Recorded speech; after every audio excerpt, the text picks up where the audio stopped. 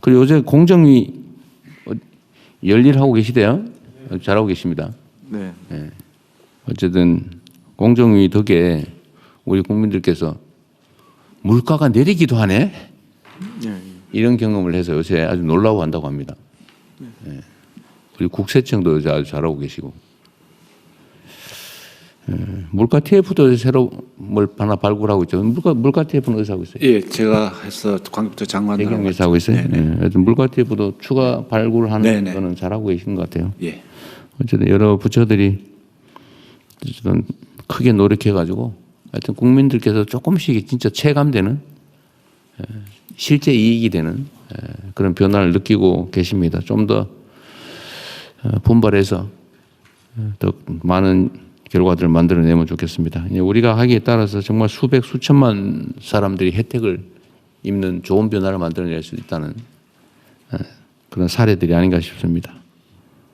우리 공정거래위 고생하셨고 금융위원회도 성과를 많이 냈는데 저 이제 부동산을 어떻게 정할 건가 그 금융 부분이 매우 중요하죠. 네, 맞습니다. 세심하게 잘 찾아주시기 바랍니다. 네, 그렇게 하겠습니다. 네. 이게 대한민국의 부동산은 투기 투자의 대상이 돼버렸는데 전 국토가 거기에 가장 크게 영향을 미친 게 금융이에요. 남의 돈 빌려가지고 어제 남의 돈으로 방식은 다양하지만 남의 돈으로 사서 거기서 자산 증식을 한다. 이게 유행이 되다 보니까 그걸 안 하는 국민들은 손해보는 느낌이 들게 생겼어요. 심지어. 근데 이번에는 반드시 이걸 어떻게든 잡아야 되기 때문에 그중에 제일 중요한 게 금융 부문이다. 그리고 국토부도 잘해야 되고 공급 정책도 잘해야 되고 제 경우에 세금 문제도. 근데 세금은 어쨌든 최대한 마지막 수단으로. 네. 그러나 분명한 거는 세금은 핵폭탄 같은 거죠. 전쟁으로 치면 함부로 쓰면 안 되는데 네. 그럼에도 불구하고 최후의 수단으로 쓰지 않을 최후의 수단으로 반드시 써서라도 해야 되면 써야 되는 거죠. 네. 네, 그 준비 잘 하십시오. 네. 네, 진행하시죠. 예, 그러면은 중동 상황 관련해서 외교부 차관님부터 보고해 주시기 바랍니다. 예, 최근 중동 상황의 주요 동향 및 중동 지역 내 체류 중인 재국민 보호 방안에 대해 보고드리겠습니다. 미국은 이스라엘과 함께 이란에 대한 공습을 지속하면서 이란 해군 함정과 기뢰 설치용 선박 등을 타격하고 이란의 주요 석유 수출 거점인 하르그 섬의 기뢰 저장 시설 등을 비롯한 군사 시설을 공격하는 등 이란의 호르무즈 해협 봉쇄 시도를 저지하고 항행 안전 확보에 나서고 있는 모습입니다. 한편 트럼프 대통령은 중국, 프랑스, 일본, 우리나라, 영국 등에 대해 호르무즈 해협에 군함 파견을 희망한다는 취지로 언급한 바 있는데 이에 대해서는 실제 요청 사항과 중동 정세를 면밀히 주시하면서 우리 국민 보호와 에너지 수송로 안전 확보에 대한 종합적인 고려와의 신중한 검토를 해나갈 필요가 있습니다. 한편 이란의 미사일과 드론 공격 빈도는 감소하는 추세이나 민간 에너지 시설 공격 및 호르무즈 일대에서 기뢰 위협과 선박 공격 등 비대칭 전략이 부각되는 양상입니다. 이는 제한적인 군사적 수단이나 위협으로도 국제 에너지 가격과 물류 공급망에 영향을 줄 수 있다는 점을 활용해 전쟁 비용을 높이려는 전략으로 평가되며 이에 따라 중동 상황 장기화와 함께 경제적 파급 효과 확대 가능성도 우려되는 상황입니다. 이어서 재국민 보호 조치에 대해 보고드리겠습니다. 다행히 지난 일주일간에도 우리 국민의 직접적인 피해는 없었으며 대통령께서 말씀하신 대로 우리 국민의 빠르고 안전한 대피를 계속 지원해 나가겠습니다. 그 결과 중동 지역에 체류하는 우리 국민의 수가 중동 상황 발생 직후와 비교할 때 약 8,000여 명 감소했습니다. 지난 주말에는 국방부와 현지 공관 등 유관 부처와 기관 간의 긴밀한 공조를 통해 사막의 빛 작전을 성공적으로 수행하여 중동 지역 4개국 체류하던 204명의 우리 국민과 7명의 외국인이 무사히 입국하였습니다. 그리고 카타르발 긴급 항공편, UA발 정기 민항편은 물론 일본 등 우방국에서 협조한 전세기를 통해 우리 국민들이 속속 귀국하고 있으며 이스라엘 내 교민 38명과 이란 내 교민 5명의 2차 육로 대피도 지난 주말 마무리되었습니다.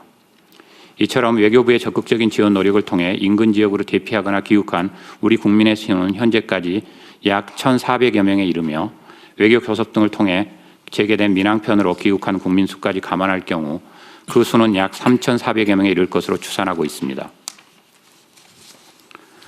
외교부는 앞으로도 현지 정세를 예의주시하면서 현지에 남아있는 우리 국민들의 안전을 확보하는 가운데 귀국을 희망하는 우리 국민들에 대한 빠르고 안전한 대피 방안을 계속 모색하고 시행해 나가도록 하겠습니다.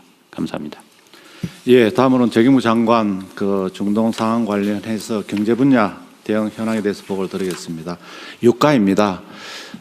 어제까지만 해도 국제 유가가 100불을 넘었습니다만 호르무즈 해협 일부 통항 가능 있다는 그런 뉴스 보도에 따라서 오늘자로는 어제 브렌트유가 106불을 어제 기록했었는데 오늘 아침 저희들이 확인한 결과 100불 90센트로 좀 내렸습니다. 특히 웨스트 텍사스 중진유는 어제가 한 101불 정도 됐을 때 오늘 94불로 이렇게 떨어진 그런 상황입니다. 어쨌거나 하여튼 중동 상황이 안정화되는 게 유가에 직접적인 영향을 미친다는 그런 겁니다.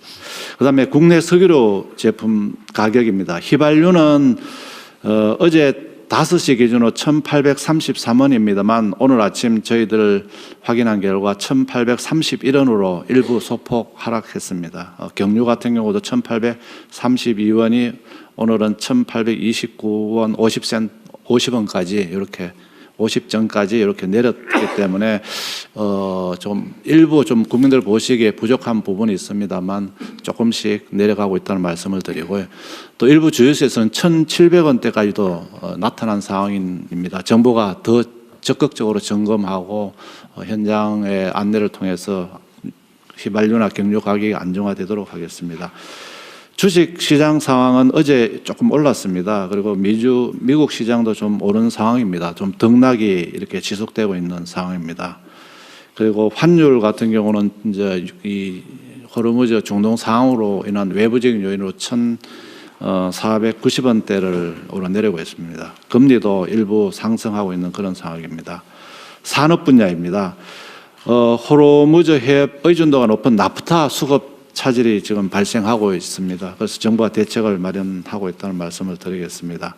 수출 중소기업의 운송 차질이나 물류비 부담 등은 저희들이 신속한 추경 등을 통해서 부담을 줄여드리는 노력을 하도록 하겠습니다. 대응 방안입니다. 민생 안정과 경제 회복을